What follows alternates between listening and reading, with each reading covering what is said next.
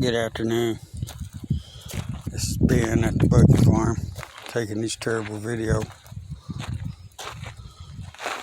New buggy that's running and riding to our lineup. It's a Hammerhead I picked up. Went through the CVT and changed all of its fluids, cleaned up the stator, fired right up. Oh yeah, put a new carb on it. New spark plug wire. It's a nice buggy. It was a one owner when I got it, before I got it. I found this new copper paint. It is a bear to paint. Looks good. Starts good. Nice and quiet.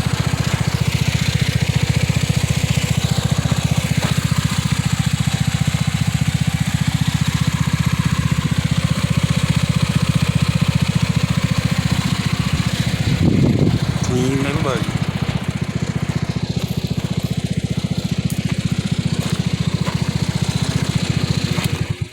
New master cylinder should be here in a day or two. Then we'll really get to ride it. I've been putting around the yard in it today. It's gonna be just fine. Thanks for looking.